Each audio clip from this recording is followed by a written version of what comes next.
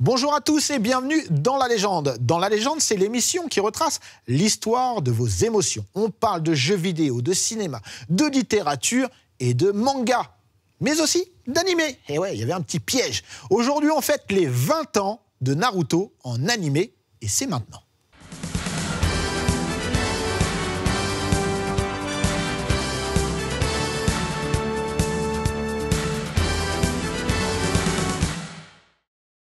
Et pour parler, célébrer cet anniversaire, les 20 ans de l'animé Naruto, j'ai avec moi des passionnés, mais pas que.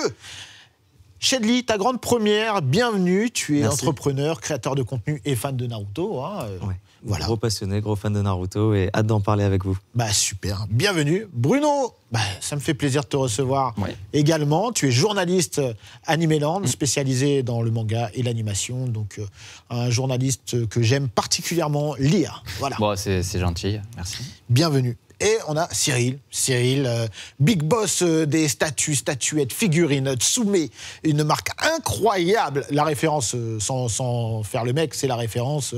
Je prends les compliments. Dans le domaine.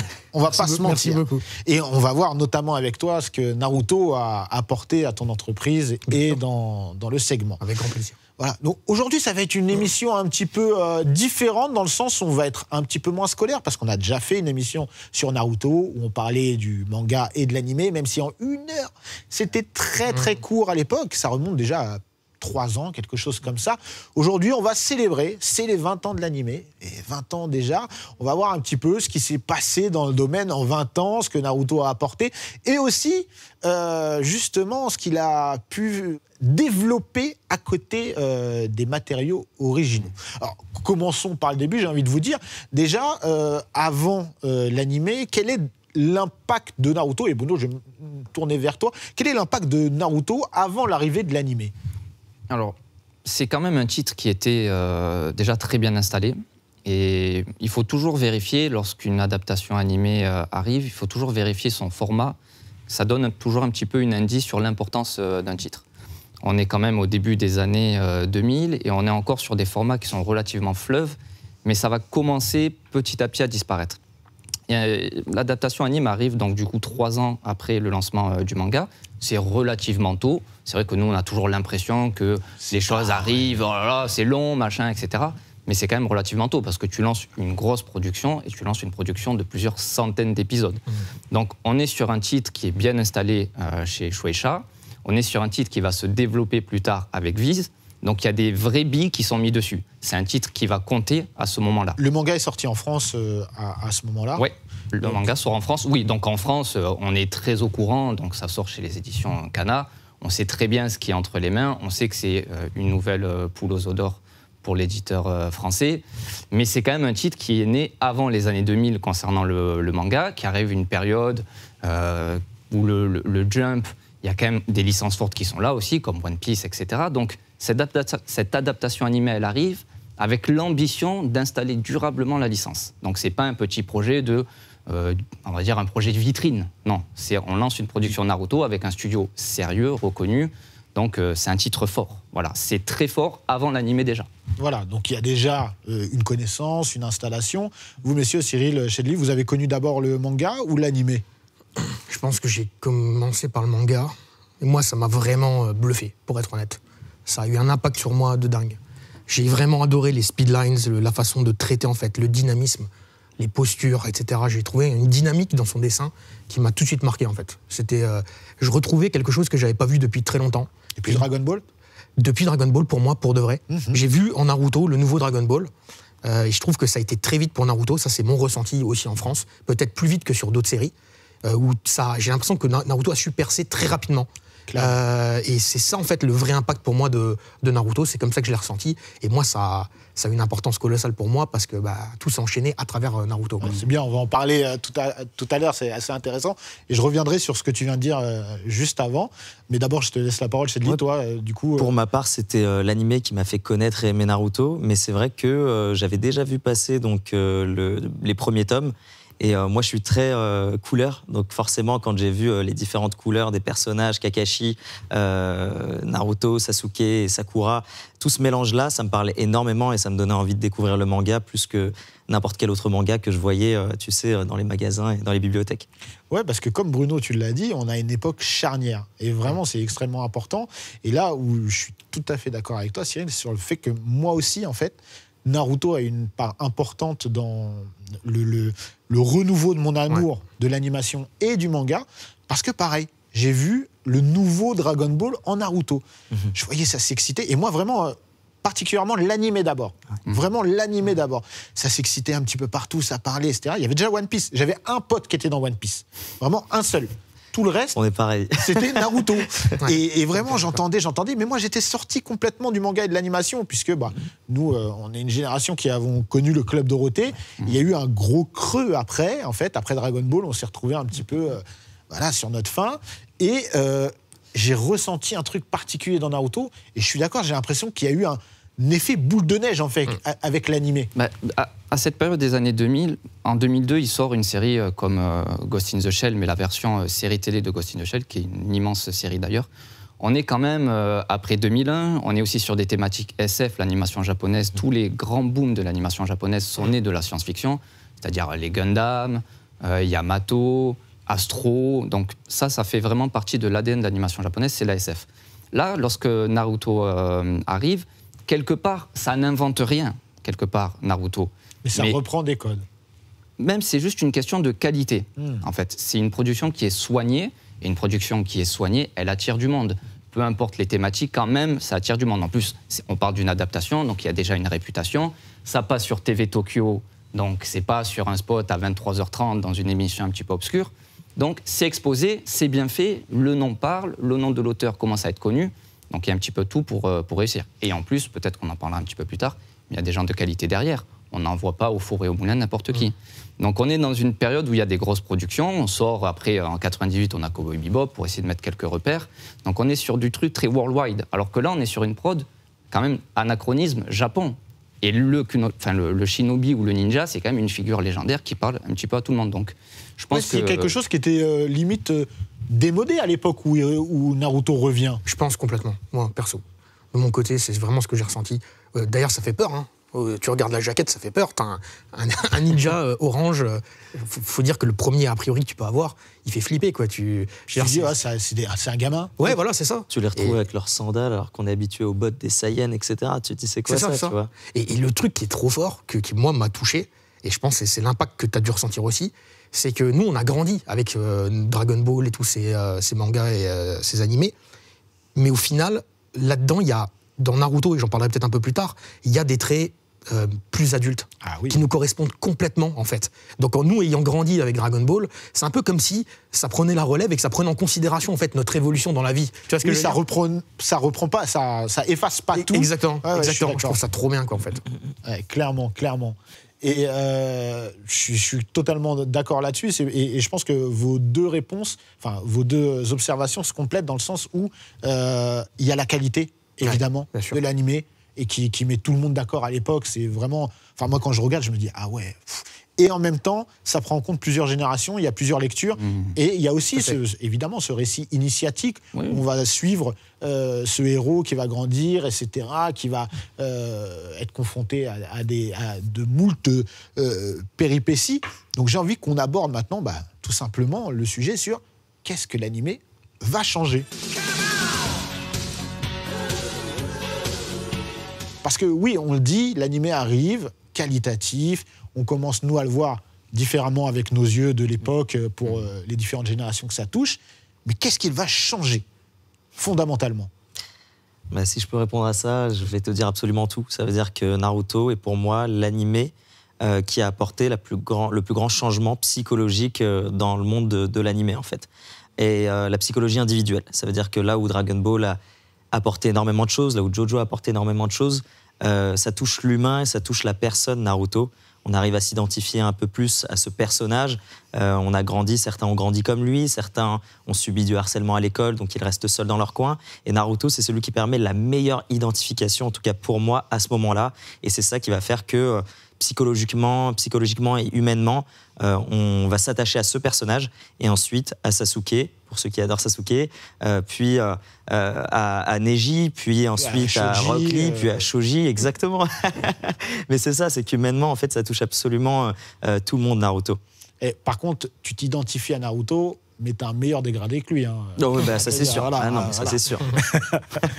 Bruno? Bon, c'est pas pour me mettre juste par opposition, mais moi je suis pas du tout d'accord avec cet avis-là, parce que nous sommes dans une écriture de personnages qui existe déjà. Nous avons déjà des parcours, des récits initiatiques, nous avons déjà des personnages qui souffrent. C'est pour ça que je répète tout à l'heure, ça n'a pas inventé quelque chose. Mais le parallèle avec Dragon Ball est intéressant parce que pour moi, l'une des grandes forces de Dragon Ball, sur l'animé, en tout cas de DBZ, surtout de DBZ, c'est qu'ils ont parfaitement compris le matériel d'origine sur les combats qui représentent quand même la force pure de DBZ. Et dans Naruto, il y a une inventivité, une mise en scène, une manière... Ils ont compris les personnages, comment ils bougent, comment ils se déplacent, comment ils utilisent les techniques. Il y a des choses qui sont très originales aussi dans l'animé. C'est ça le succès, en fait, de Naruto. Il y a ces messages qui existent déjà dans le manga, l'opposition entre le génie et le travailleur, ça existe déjà. Mais c'est une victoire visuelle, et les grands succès de l'animation japonaise se basent sur le visuel. C'est la victoire du style, Naruto. C'est ça, la façon de bouger, de se battre, de disparaître. C'est ça, en fait. Donc, c'est pas tellement... Pour toi, c'est pas le propos, avant toute chose, c'est... Non, bien sûr, il y a une émotion, mais cette émotion, elle existait déjà. Dans Gundam, ça existait déjà. Dans un tas de choses, ça existait déjà. Là, c'est le style. On a réussi à mettre ces émotions, certes, mais avec du style. Et c'est ça qui, pour moi, qui fait la différence. Moi, je pense quand même, et c'est très personnel, mais je trouve que, si tu veux, Naruto arrive au moment parfait. Il y a aussi un timing qu'il faut comprendre, c'est qu'on sort quand même de tout ce qui est la génération Club Dorothée. Il y a beaucoup de gens qui se sont perdus pendant une grande période. Je parle des aficionados. Il y a plein de gens qui sont sortis en fait de la Japanime. Et Naruto arrive pour moi à un moment où c'est comme si il a attrapé à nouveau plein de gens. Et je pense qu'il y a un impact émotionnel aussi autour de ça. Et j'aimerais vraiment pousser sur un truc qui est vraiment particulier dans l'animé, c'est l'OST. Ah bah oui. Qui est exceptionnel. Bien sûr. Je veux dire, Rox, qui est la première Zik qui arrive dans l'animé, mais elle est folle.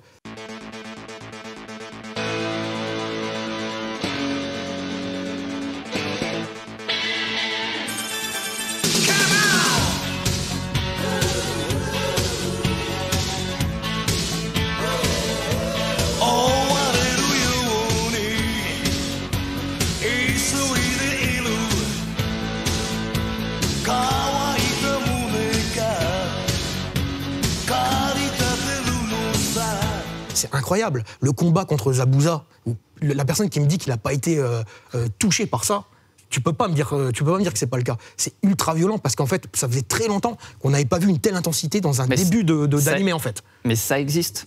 Ça existe déjà. Ça existe, mais c'est nécessaire. C'est comme si cette proposition, pour moi, était nécessaire dans la temporalité dans laquelle on était. Je pense que les gens avaient besoin de ça. Je parle de... c'est une ouverture. Enfin, Naruto a réussi à ouvrir à tellement de gens et que c'est surpuissant, en fait, ce qu'ils ont réussi à faire. Et je pense que ça vient d'une seule et unique raison. C'est la capacité à avoir transmis les émotions dans Naruto. Et je pense que ça, par contre, c'est unique. Ça passe à travers la voix. Takeuchi, qui a une voix incroyable, qui a réussi à faire quelque chose de magique. Et je pense que tout n'est pas que factuel. Il y a aussi un ressenti, une émotion, que moi, par exemple, qui, moi, m'a réussi à vraiment m'attraper. Et ça, c'est vraiment très, très, très rare. Et je suis d'accord avec toi. Sur papier, il y a plein de choses qui sont assez similaires et qui sont parfois même meilleures. Mais je trouve que dans Naruto, il y a une identité visuelle, OST, je veux dire, même les teintes de l'animé, elles ont des teintes très particulières. On n'est pas sur les mêmes niveaux de saturation, tu vois, au niveau des couleurs. Il y a plein de choses qui font... sur le 16/9e aussi. Ouais, ça aussi. Et tout ça fait que... Et on n'est pas encore en HD, hein. Oh, oui, aussi. Loin de là. Donc, en vrai, voilà, je pense qu'il y a plein d'éléments qui donnent aussi une teinte particulière à Naruto. Mais c'est difficile à expliquer. Je vais vous réconcilier. Moi, je pense que c'est un mélange de tout ça. Oui, Je pense qu'en fait, il y a vraiment cet aspect émotionnel. Ouais. Pour moi aussi, il est extrêmement important. Évidemment, il existait avant, sauf que peut-être Naruto, l'animé, est venu populariser au plus grand nombre. Exactement. C'est un petit peu, il a évangélisé sur ce truc-là, et a réussi à toucher tout le monde, et même mondialement. mondialement. Oui, parce qu'aux USA aussi, ça a eu... extrêmement populaire. Mais c'est vrai qu'on arrive sur cette période aussi de diffusion. Alors, il n'y a pas la VOD, mais il y a la TNT quand même. On a des chaînes aussi alternatives. Donc, on n'est pas obligé d'espérer que ça arrive sur TF1 ou sur d'autres chaînes. C'est vrai, c'est vrai. Donc, ça profite de cette exposition-là. Loin de moi l'idée d'enlever les qualités, au contraire. Hein, je suis un des premiers à dire que c'est une des productions qui a été menée avec sérieux. Mais c'est vrai qu'il y a aussi ce timing. C'est peut-être tombé au bon moment. C'est tout un puis, ensemble, en fait. Quand l'anime arrive, on a déjà le manga. Et forcément, ça aide. Et justement, il arrive sur quelle chaîne en France? Game One. Ouais. Game One. Ouais. Donc c'est Game One, chaîne principalement jeux vidéo, mais qui diffuse également de l'animation japonaise, qui va décrocher le gros lot. C'est ça qui va faire. Mais est-ce que, à l'époque, vous pensez que Game One savait qu'il décrochait le gros lot? Moi, je suis pas sûr. Je pense pas non plus. On a fait, nous, pour Animeland, beaucoup d'enquêtes de marché, etc. Et c'est vrai que le sujet Naruto, il revient souvent sur la table parce que, même encore aujourd'hui, quand tu tentes des paris, même si au Japon ça marche, même si tu vois sur Twitter des tendances et tout, tu as toujours cette incertitude quand même. Mais là, quand même, au Japon, on a des indications très fortes sur c'est un gros carton. Ça va être sérieux. Donc, tu as intérêt quand même à miser là-dessus, tu vois. Après, c'est toujours facile, après la guerre, de dire oui, on savait, on était sûr. Il y a toujours l'incertitude, tu vois. Enfin, Cyril, qui est plus entrepreneur que moi dans l'âme, il doit savoir quand est-ce que tu sens bien les coups. Mais c'est vrai que c'est un vrai coup de la part de Game One, qui l'a senti réellement ou pas, ramener, parce qu'à l'époque, encore une fois, on le disait, l'animation à la télévision, c'est plus ce qui faisait recette. Bien sûr. On va pas se mentir, il n'y avait plus d'émissions jeunesse composées d'animation, etc. On avait ici et là diffusé parfois n'importe comment sur certaines chaînes. Et là, on a quelque chose... Je rappelle qu'on a Détective Conan qui arrive quelque peu avant. Détective Conan, une institution au Japon. Charcutage en France.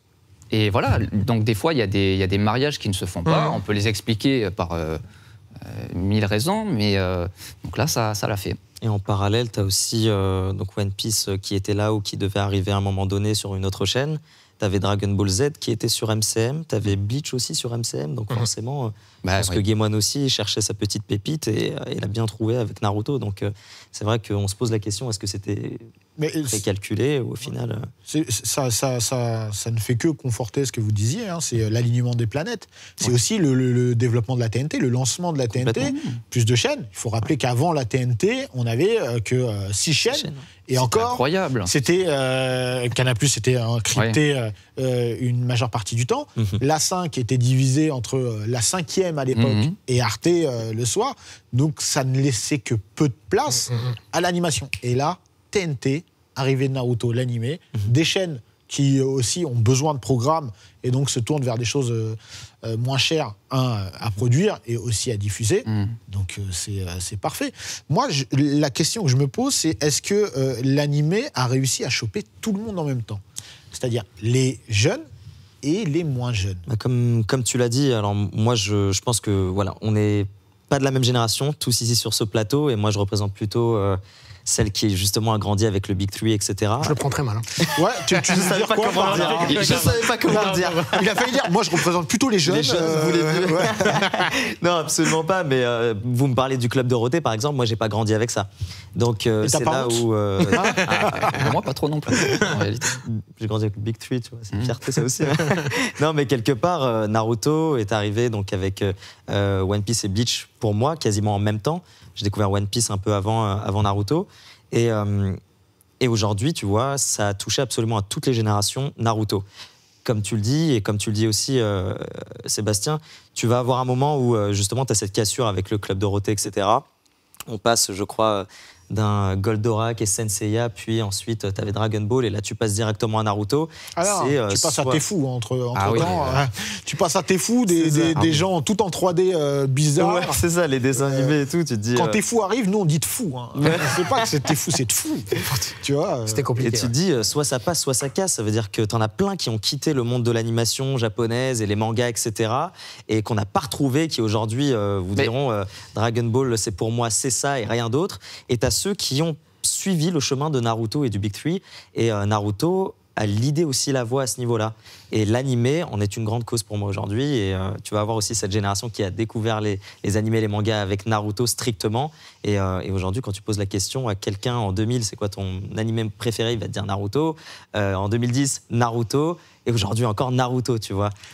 One Piece, attention. Hein. Je pense qu'on oublie ça se partage. Moi, je parle de l'animé. Ouais. Je pense qu'on oublie une parenthèse entre les deux. C'est le marché de... aussi. Alors, avant Internet, c'est le marché de l'OAV. Parce que on est sur donc, le marché de l'OAV, ce sont des productions qui arrivent directement en vidéo, parce que ce sont des productions plutôt violentes, adultes, et ça contourne la diffusion. Ce qu'on a connu vraiment avec Dragon Ball pour les... Alors, c'était présenté comme ce format-là, mais on va dire que c'est plutôt quand on a eu Ninja Scroll... Voilà, parce que les OAV de Dragon Ball n'en sont pas pour la grande majorité. Je crois qu'il n'y en a que 2. Exactement, c'est pas tout à fait... Donc, on est sur une offre adulte, et les gens se disent, mais à la télé... je n'ai pas ce que j'aime, on est sur des récits, ça me parle plus trop. Là, on est inondé donc de SF, de science-fiction, de cyberpunk violent, de transhumanisme, etc. Donc, je pense qu'il y a quand même cette période-là qui arrive, qui fait que on va dire les otaku français, le terme n'est pas vraiment bon pour juger les fans, mais on a cette période qui est importante, c'est une transition. Et après, on arrive sur les nouveautés des années 2000, avec toute la part de rêve qu'il y a. Il y a Matrix aussi qui est passé par ici. Oui, il y a une petite jonction, c'est vrai, voilà, très SF, très adulte. On revient avec du format fleuve, on revient avec du format de 100 épisodes et quelques, les Bleach, etc. Donc c'est une période aussi qui a compté, qui est un petit peu... Je ne dirais pas que Naruto a attiré tout le monde vers lui, mais en tout cas, il n'a pas laissé grand monde de côté, parce que c'était bien foutu et que bon, c'est une sensation, donc tout le monde regarde quand même un petit coup d'œil sur la sensation. Bien sûr. Clairement. Moi, Naruto, voilà, quand je suis tombé dessus et je m'y suis mis parce que vraiment beaucoup d'amis m'en parlaient, j'ai été quand même scotché, quoi. Je me suis dit, mais je ne m'attendais plus à ressentir ça devant une série, je dis bien une série d'animation japonaise. C'est-à-dire que pour moi, je croyais que c'était terminé.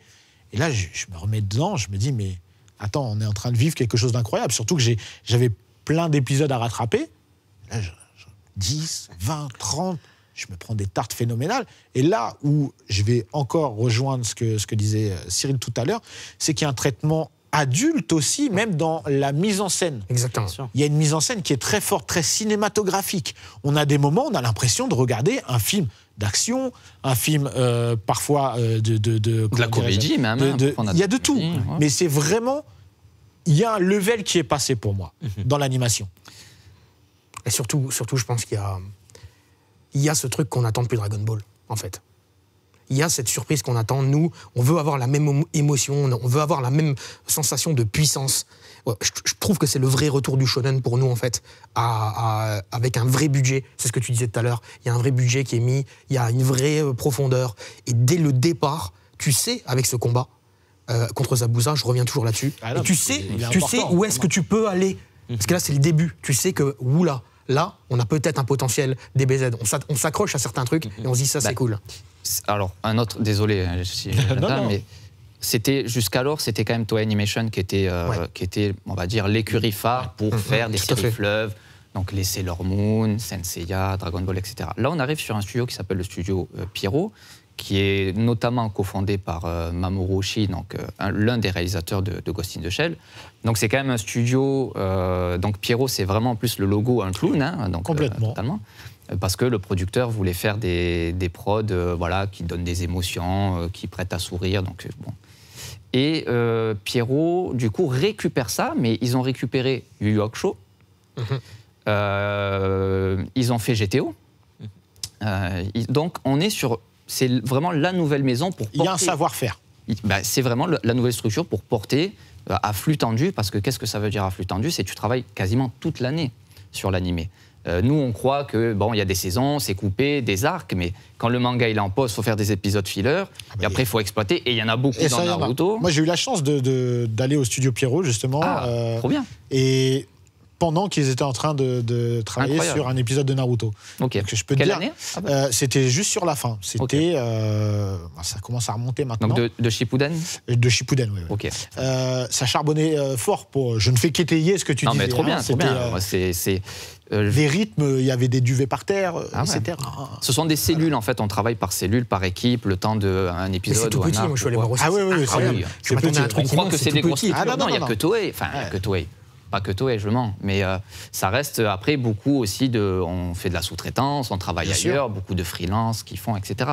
Mais en tout cas, Naruto contribue à être l'un des sponsors les plus importants de Pierrot. Et ça, quand tu es un studio d'animation et qu'après tu démarches pour récupérer d'autres perles, ils ont fait du Tokyo Ghoul, par exemple, ben, ça aide, tu vois. Naruto, tu t'en es bien occupé, TV Tokyo était content, bon, ben voilà, Pierrot est installé. Alors, tu me fais une transition parfaite pour savoir si Naruto est une nouvelle impulsion dans l'animé.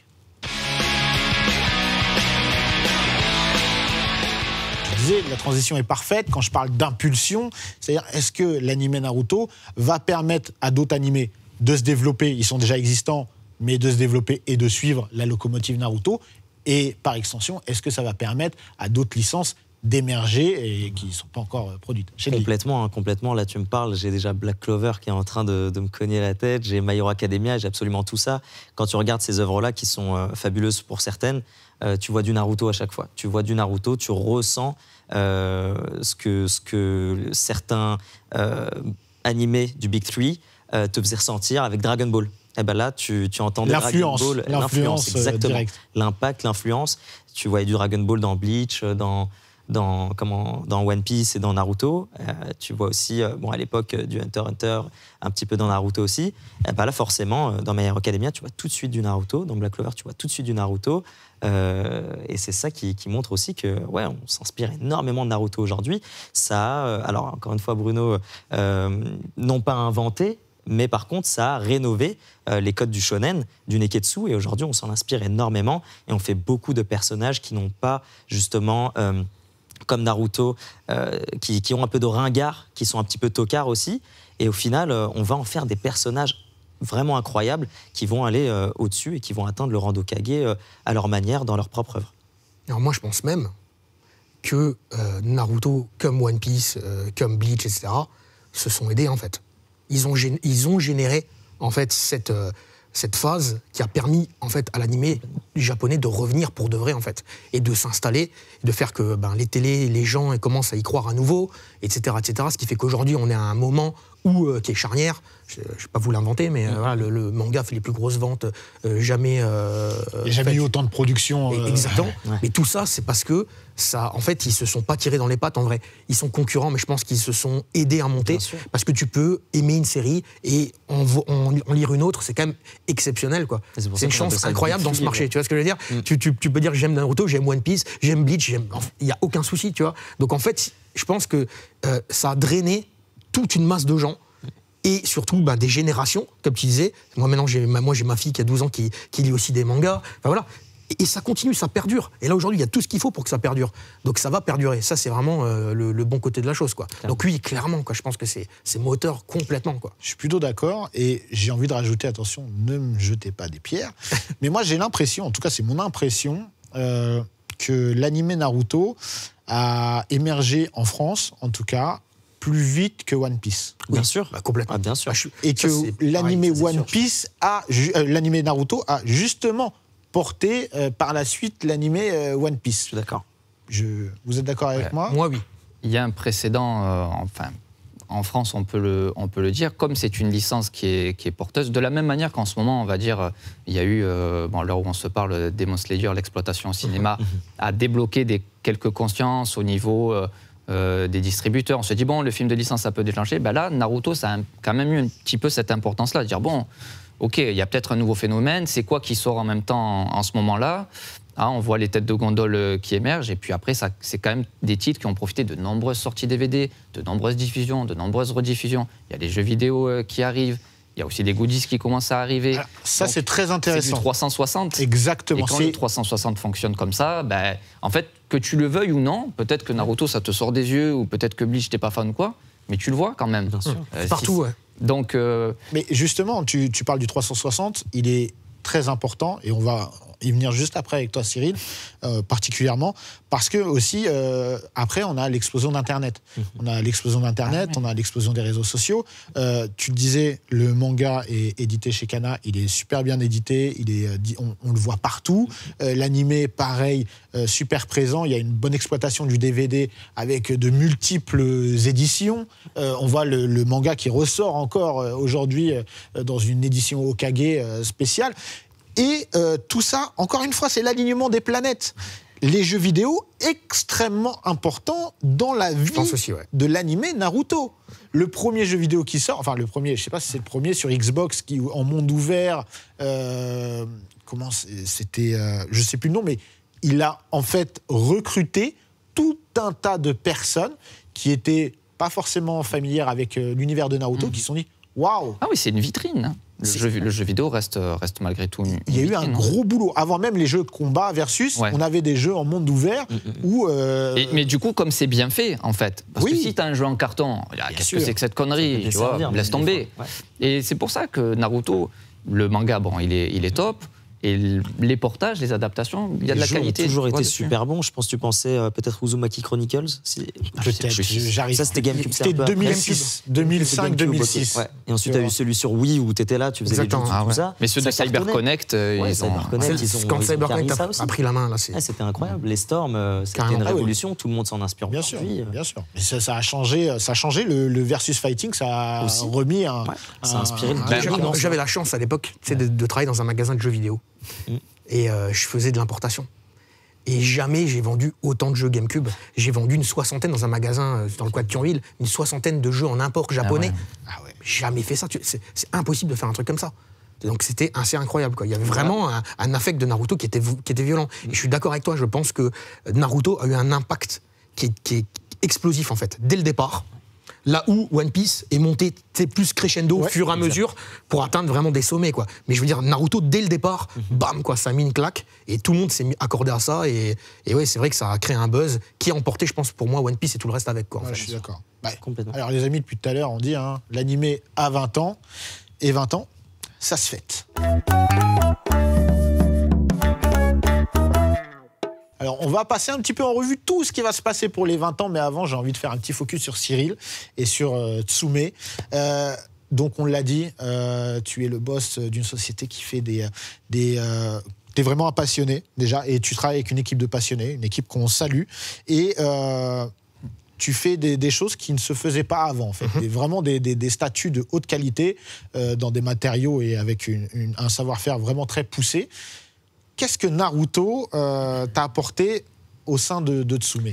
En vrai, le premier concept que j'ai fait était sur la main de Gaara, Shukakusen, à l'époque. Donc en fait, j'avais rien, j'avais aucune licence. Et je suis arrivé vraiment avec ce produit-là parce que j'étais convaincu que Naruto était le renouveau, en fait, de la Japanime. J'avais complètement perdu le fil de la Japanime pendant très longtemps. Parce que voilà, l'adolescence, tout ça, on connaît. et Naruto m'a remis dedans, je me suis dit, ça y est, je veux faire ça, absolument. Et ça m'a complètement, je sais pas, j'étais obstiné par le fait de travailler sur Naruto. Et je suis arrivé avec mon prototype, je l'ai montré, je dis c'est ça que je veux faire. Et vraiment, ça m'a suivi sur toute la longueur. C'est pour ça que Naruto, pour moi, est dans mon cœur pour toujours. Je pense que c'est pour tous les fans de Tsume. C'est notre premier produit, c'est un produit Naruto. Et donc, évidemment, cet animé-là, qui d'ailleurs à cette époque n'avait pas énormément encore de produits dérivés, et surtout pas de luxe, parce que ça n'existait pas, c'était super novateur de se dire, allez, on essaye de prouver au monde entier qu'il y a des fans adultes, en fait, de ces licences. Et qu'on n'est pas obligé d'aller taper dans du Goldorak, parce que c'était l'image qu'un peu tout le monde avait, dans des très vieilles licences, pour convaincre des gens. Et ça, c'était exceptionnel. On était les premiers vraiment à y croire à fond, et ça a pris, et voilà. Et aujourd'hui, on en est là où on en est. Mais je pense que Naruto, dans la vie de Tsume, et aussi des passionnés de Japanime, c'est un impact de dingue. Pourquoi la main ? Tsume veut dire la griffe, en fait. Et donc, du coup, c'est une griffe qui se pose derrière. Je voulais vraiment marquer le coup par rapport à ça, en fait. Et du coup, on voit que même maintenant, il y a des sorties, vous faites encore des sorties sur Naruto Shippuden, avec des pièces incroyables. Donc, ce qui fait que ça marche encore dans le cœur des gens. Il y a toujours de l'affect, il est toujours là. De plus en plus, en fait, en vrai. Ça recrute tout le temps. Tu parlais tout à l'heure des ventes manga qui continuent de se dérouler de mieux en mieux. Vu l'année dernière. Sur le numéro 1 C'est encore. incroyable, c'est incroyable. Naruto dans le cœur des Français, encore plus. Je sais pas pourquoi, mais on est vraiment. Je pense qu'il y a un impact, j'en sais rien. Il y a quelque chose de. Vivre. Là où Dragon Ball, et peut-être que c'est toi qui vas me jeter la pierre cette fois, là où j'ai l'impression que Dragon Ball est resté quand même une très grosse marque et vit à travers aujourd'hui des souvenirs, une certaine nostalgie et une belle histoire aussi. Alors Toei a contrebalancé ça avec Super, notamment sur le territoire nord-américain. Il faut savoir que Super, c'est très implanté. Bien sûr, et en termes de merchandising, de licensing, c'est très fort. C'est ça. La marque est toujours aussi Et puissante. voilà, il y a un jeu, t'as un film. Fighters a été incroyable. C'est ça. Je pense qu'on est sorti justement de l'exploitation marketing nostalgie depuis Super. Ils se disent, bon, en fait. C'est plutôt ça en fait. C'est qu'il y a quelque chose qui a pris le dessus sur le. En fait, Naruto, par exemple, n'a pas eu besoin de dire je vis uniquement à travers Boruto. Tu vois, Naruto vit encore aujourd'hui très fort, très bien. Ouais, c'est vrai. Et aujourd'hui, comme on le dit, aujourd'hui, la marque Naruto raconte une histoire d'elle-même. Ça veut dire que tu vois, quand Cyril il te fait la Tsume Pain Jiraiya, c'est choquant. Comme l'animé, en fait. La scène, tu la vis à fond, ça te raconte une histoire. Là où je vivrais pas la même chose et je ne crois pas que la génération, par exemple, Dragon Ball, ou les personnes qui sont complètement plus fans de Dragon Ball que Naruto, puissent vivre des choses pareilles avec d'autres produits Dragon Ball comme les jeux vidéo qui aujourd'hui... Alors pour être très franc, je vis des superbes émotions quand je regarde Matsume sur Krillin, sur Piccolo. La Vegeta surtout. La Vegeta, je ne l'ai pas. Mais je ressens honnêtement au même titre. Bien sûr. Mais je comprends ce que tu dis. Et c'est intéressant d'avoir ton point de vue de cette génération-là. Et au-delà même pour Naruto, au-delà même de ces produits-là, on a pour les 20 ans plein de produits différents qui sortent. On a un Monopoly qui sort. On a vu des collaborations de part et d'autre avec Hello Kitty, en porte-une d'une marque. Il y a beaucoup de choses qui se font. Je vais faire mon petit quart d'heure promo, comme on l'a vu, mais pour Dragon Ball, où on a eu... parce que, pour recontextualiser, aujourd'hui, il y a quelque chose qui est extrêmement populaire et qui a un marché très porteur, c'est le domaine de la sneakers, donc la chaussure de sport. On a vu pour Dragon Ball des collaborations avec Adidas, plus ou moins réussies, en fonction des avis. Ça ne l'est pas. On a vu pour également One Piece des collaborations avec Skechers, où là, je pense que le marché qui était le plus visé, à mon sens, c'est les États-Unis. Voilà, nous, ça a moins d'impact. Moi, j'ai eu le privilège, puisque ça fait maintenant un petit moment que je travaille dessus, j'ai sorti, là, au moment où on se parle, c'est sorti, j'ai sorti une collaboration avec Naruto Shippuden. J'ai fait 3 paires, j'ai fait une Itachi, une Sasuke et une Kakashi. Pourquoi je parle de ça, c'est pas uniquement pour parler et dire j'ai fait, mais c'est que j'ai réussi, un petit peu comme Cyril, à faire d'une de mes passions, à en faire un produit. Mais c'est pas seulement un produit. Pour moi, c'est un véritable hommage à la licence et au personnage. Insuffler une âme à Exactement. C'est très important. Parce que du produit dérivé, on en a partout. Exactement. On en a un supermarché, on en a ci, on en a là. Je pense que honnêtement, et je pense qu'on est raccord là-dessus, nous, ce qu'on essaye de faire, c'est d'aller beaucoup plus loin qu'un simple produit marketing, mais de raconter une histoire dans ce qu'on propose aux fans. Et comme on est nous-mêmes passionnés, on essaye avant toute chose de leur faire plaisir et de proposer un truc. Et c'est aussi révélateur de ce qui est devenu l'animation, et notamment Naruto, c'est qu'on a de multiples propositions dans le merchandising. Ça a été, pour moi, une licence majeure à ce niveau-là. C'est la vraie force, je pense, de la Japanime. C'est que, en fait, ça ouvre un marché aux fans. En fait. Et comme nous, on est nous-mêmes fans, il y a énormément de gens qui peuvent se positionner. C'est pas juste un produit, c'est pas juste en fait du marketing. C'est quelque chose qu'on ressent et qu'on a envie de transmettre aux gens. Ça, c'est une vraie force. Et les marques sont beaucoup plus ouvertes. Moi, quand j'ai commencé à parler avec ASICS pour la collaboration, honnêtement, il y a 10 ans, je sais qu'il y aurait eu un frein sur travailler sur une licence comme Naruto. Il y a 10 ans, il y a 15 ans, ça aurait été très compliqué. Aujourd'hui, ASICS, en l'occurrence, a vraiment saisi, parce que déjà c'est une marque japonaise également, elles comprennent beaucoup de choses, mais a vraiment saisi l'ampleur et l'affect que j'avais et que les fans pouvaient avoir dans des produits liés à une licence qui est tellement forte, qui fête ses 20 ans en animé cette année. C'est pas pour rien. Franchement, il y a même un concert qui va se faire à la fin de l'année. Nous, on a fait... bon, c'est pas encore passé au moment où je le tourne, mais voilà, on a fait une soirée au Grand Rex, donc avec tous les fans, parce que c'était aussi, je pense, Cyril, pour toi, quand tu sors un produit des licences que tu aimes, t'as aussi envie de communier avec tes fans, et je vois que tu le fais très régulièrement. C'est la fête, c'est génial. Avoir l'occasion de travailler sur ces trucs-là, ça paraît même impossible, et ça le reste, pour moi, ça le restera toujours. C'est un rêve ça de fait gosse. 12 ans, voilà, ça fait 12 ans que je vis ce rêve-là, mais j'arrive toujours pas à y croire. C'est quand même incroyable. Et Bruno, toi qui est spécialiste du domaine, est-ce que tu as vu justement une explosion du produit dérivé dans cette période-là, ou en tout cas de la diversification du produit dérivé?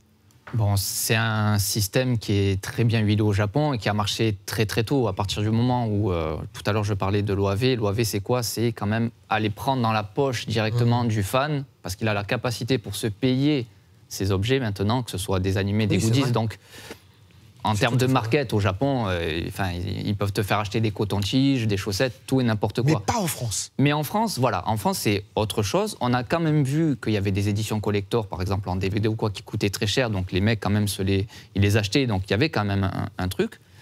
Là aujourd'hui, j'ai envie de faire une petite digression en parlant du rap. Parce que Naruto fait partie de ces licences qui se sont très très bien intégrées chez les lyrics de plusieurs rappeurs. Donc il y a un truc urbain. Donc il y a un truc pop culture urbaine. Donc ça ouvre aussi des portes, tu vois. Sachant que le rap est la musique la plus populaire aujourd'hui. Bien sûr. Voilà. Je me souviens, je sais pas, quand je discutais avec Medine ou quoi, moi je lui demandais est-ce que c'est juste la référence pour la référence ou ces trucs. Il me dit c'est pas si important. Tu peux parfois prendre une image pour ton texte, mais c'est le fait de parler aux gens, ça leur évoque quelque chose.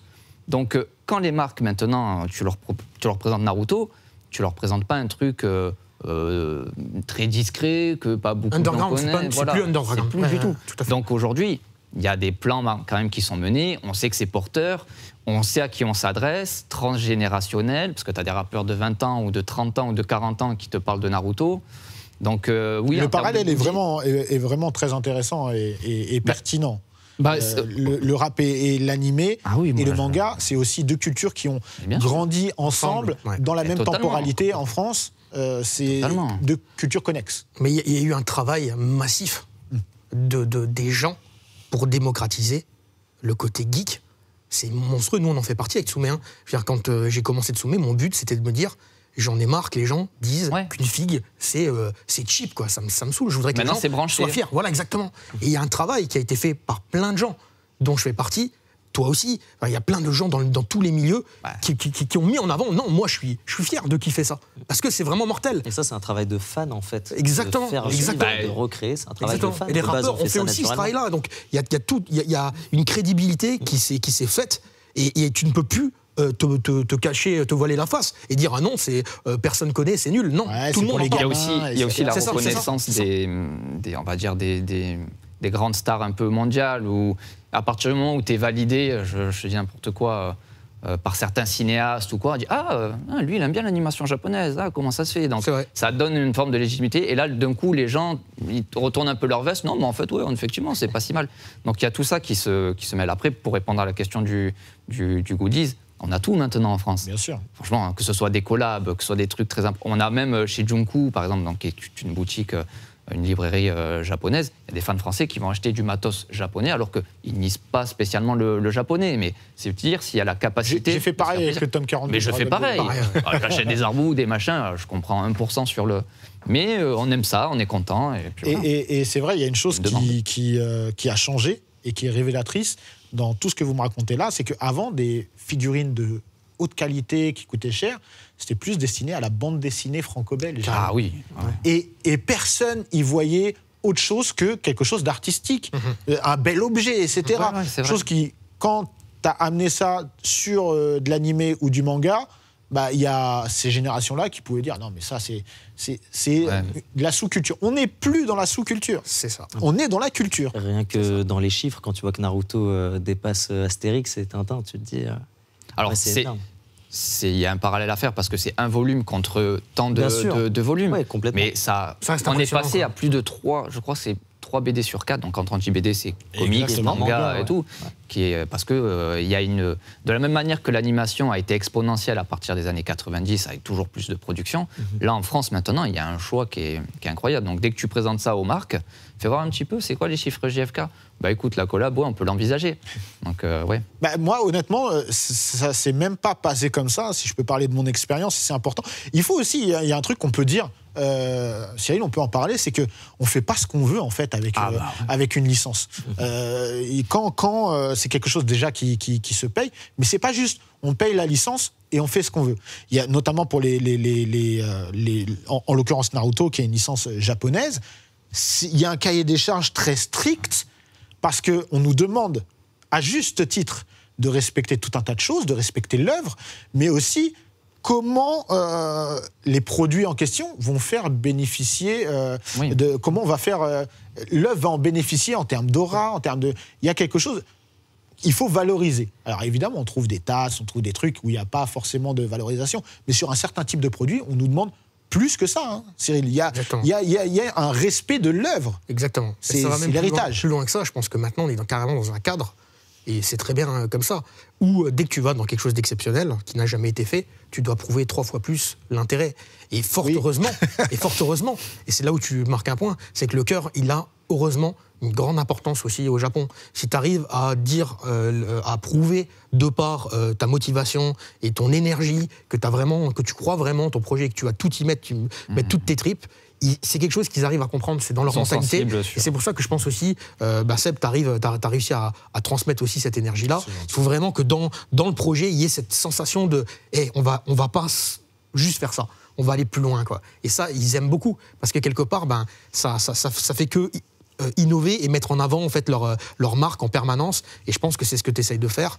Oui, c'est exactement ce qu'il faut mettre en place, parce que c'est ce qui va faire qu'on va encore pousser la Japanimation encore plus loin, et on est des vrais acteurs. Moi aussi, il ne faut pas croire, mais chaque chose qu'on fait a une importance. Moi, c'est ce que je disais au début de l'émission. Encore une fois, cette émission, elle est un peu spéciale parce qu'on est fans tous, et pour moi, il est important de célébrer. On le fera aussi pour One Piece et pour d'autres licences. Et il est important de marquer le coup. Là, on a 20 ans d'animation, on a des fans, on a grandi avec, et il est important aussi de dire que, voilà, tout ce qui gravite autour de la licence, tout ce qui gravite autour de l'animé, c'est important. Il est important aussi de dire que cette culture, elle n'a pas toujours été à ce niveau-là en termes d'aura médiatique et en termes de reconnaissance, comme on le disait tout à l'heure. Aujourd'hui, plus personne ne peut contester parce qu'on a des chiffres. On a le temps qui joue en notre faveur. Aujourd'hui, quelqu'un qui va dire « Non, mais ton truc de gamin, ça va te passer dans 1 an ou 2 ». On est là depuis 30 ans, plus pour certains, moins pour d'autres. Je te regarde, hein, puisque vous êtes les plus jeunes. Hein, Bruno et Shelley. Mais je pense que c'est important. J'espère que, en tout cas, pour les ayants droit, j'espère que ça a une valeur quand même. Oui, quand on discute beaucoup avec les éditeurs, que ce soit les Japonais ou les Français, il y a des collaborations. Parfois, il y a des pays qui croient dans certains mangas plus que d'autres, qui appuient les licences plus que d'autres. C'est pas anodin. Pendant plusieurs années, on disait oui, mais le Japon s'en fout de la France, ou il s'en fout de leur vente à l'extérieur. Ah non, pas du tout, hein.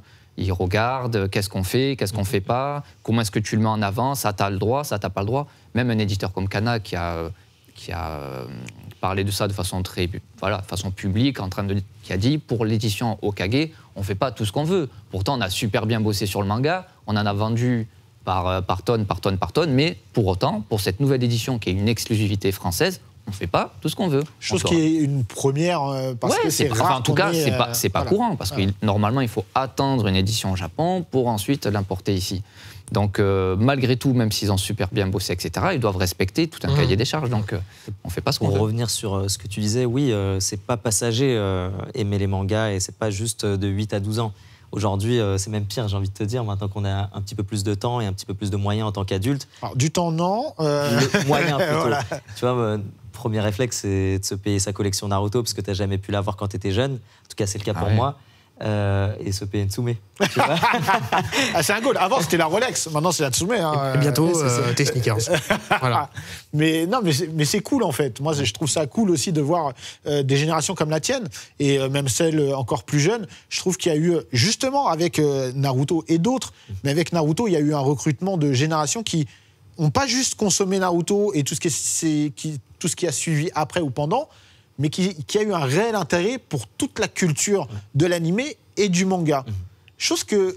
Parce que c'est pas tombé has-been. Il n'y a pas ce côté has-been où... Alors, ça ne nous concerne peut-être pas nous, mais en France, on a malgré tout encore un peu du délit de faciès. Tu vois, sur certains mangas, ah, mais ça fait un peu vieux, ah, mais ça, c'est des années 70, machin et tout. Et c'est vrai que Naruto survit très très bien au temps par rapport à ça. Alors certes, c'était pas encore en 16/9 pour l'animé, mais tu vois, ça fait pas ce côté trop ancien, et je pense que ça joue pour les nouvelles générations. Ça fait quand même encore assez moderne. Naruto, ça reste aussi super accessible. C'est arrivé en entier sur, je crois, Netflix. Alors c'est arrivé ADN. D'abord, alors voilà, merci. Redonnons à César ce qui appartient à César. Journaliste. Voilà, bien joué. C'est d'abord ADN qui propose en simulcast Naruto Shippuden. Et c'était assez dingue parce qu'on était dans une époque où le piratage était massif, très important, massif. Et pourtant ADN arrive et propose en simulcast Naruto Shippuden. Il faut recontextualiser. C'était maintenant, il y a 7-8 ans à peu près. Je dis nous parce que ADN, voilà, j'en fais partie aussi. On a eu vraiment un travail pour faire comprendre aux gens, en fait, ouais, il faut payer pour regarder le nouvel épisode, mais c'est pas juste parce qu'on vous prend votre argent et puis on va s'acheter des trucs à côté. C'est parce qu'on a envie de vous proposer de plus en plus de choses. Et que finalement, c'est comme ça que le modèle économique doit fonctionner comme ça, pour aussi que les artistes soient rémunérés, pour que tout le monde... Et le service, il est de qualité, la plateforme est top. Je vais te dire, pour moi, Naruto Shippuden, c'est un tournant à ce niveau-là dans la consommation légale. C'est vrai. Vraiment. C'est vrai. Et aujourd'hui, sur ADN, Naruto et Naruto Shippuden sont encore une des licences les plus regardées. Vraiment. Donc c'est pour dire, mais tu l'as dit, après il y a Netflix, c'est aussi sur Crunchy, maintenant c'est même sur Amazon, c'est partout. C'est partout, pour dire à quel point c'est important aussi pour tout le monde doit avoir Naruto dans son catalogue. Ouais, c'est ça. Tu peux pas passer à côté. C'est juste pour dire qu'aujourd'hui c'est hyper accessible, encore une fois, Naruto, que ce soit en 4 tiers ou non. Et c'est vrai que c'est pas le cas de tous. C'est à ta disponibilité et tu peux continuer de vivre. C'est vrai que c'est pas le cas de tous aussi. C'est pas le cas de toutes les séries. Ouais, clairement. Naruto est une des séries peut-être aussi les mieux diffusées. De manière générale, ce qui pourrait aussi expliquer que tu vois que ce soit en permanent. Alignement des planètes. Vraiment, on a eu la diff télé, on a eu. C'est même gratuit légalement sur YouTube avec la chaîne officielle. Donc c'est toujours des vitrines en plus. C'est vrai que le piratage a eu un impact. C'est vrai que le marché vidéo aussi en France. Sur le marché vidéo anime, c'est toujours un petit peu compliqué parce que c'est pas parce que tu as 100 000 fans de Naruto que tu auras 100 000 acheteurs du DVD ou 100 000 acheteurs du manga. Acheter un manga, c'est moins cher qu'acheter un DVD ou un Blu-ray. Donc, sachant que le marché vidéo, on va être très transparent. Voilà, il est en chute libre. Aujourd'hui, qu'est-ce qui marche? C'est uniquement des éditions collector avec autre chose que simplement. Soyons très transparents là-dessus. Voilà. Peut-être pour ajouter aussi quelque chose, Naruto et beaucoup d'œuvres aussi vivent à travers la création de contenu. Ça, c'est peut-être un point qu'on a oublié de dire à un moment donné. Mais tu vois qu'aujourd'hui, il y a encore les personnes qui sont en train de faire des théories sur Naruto encore aujourd'hui, qui sont en train de nous faire les classements, etc. Des mèmes de Naruto, tu vois. Donc, il y a tout plein de contenu autour de tout ça et ça vit encore à travers des débats, à travers des théories. Tu vois, Internet. Encore une fois, les fans encore une fois. L'importance d'Internet, des réseaux sociaux, de YouTube, tout ça, parce que c'est juste la convergence des communautés, en fait, tout simplement. On était tous un peu dans notre... Pardon, non, vas-y. Je prends juste mon exemple un peu bête, mais je quittais la Corse à ce moment-là, quand Naruto est arrivé, et tu cherchais des gens avec qui un peu discuter. Ah, tu as vu la nouvelle bombe et tout, ça tue, c'est comment ça se passe et tout. Et ça, on peut enfin le faire maintenant, mais ça paraît commun pour la nouvelle génération. Mais pour nous, tu vois, c'était un peu compliqué. Tu connais pas Naruto, t'as pas vu. Donc maintenant, c'était sur des forums. Imagine-nous, c'était talkie-walkie. Pot de yaourt avec une ficelle. Non, mais ça, en tout cas, et d'ailleurs, Kishimoto, malgré tout, ça reste son bébé pour l'instant, tu vois. Il n'y a pas eu d'après. Non. L'après, c'est pas très bien passé en termes de vente. Donc, il y a ça aussi à se poser comme question, tu vois. Compliqué de sortir d'un tel chef-d'œuvre. Mais j'ai envie de dire, n'en sortons pas. Restons dans Naruto. C'est les 20 ans, célébrons tous ensemble. Messieurs, merci énormément de votre présence et d'avoir partagé toute cette passion. Merci à toi. Merci dans la tout le légende monde. un peu spéciale. Je suis très content d'avoir partagé ça avec vous. C'était cool d'être Plaisir là. pour nous. Yes, merci. Et nous, on se retrouve très bientôt. J'espère que vous avez apprécié également cette émission. Je vous l'ai dit, hein, on en fera des spéciales comme ça sur plein d'autres licences. Évidemment, il y aura One Piece, mais pas que. Donc, on se retrouve très bientôt pour un nouvel épisode de Dans la légende.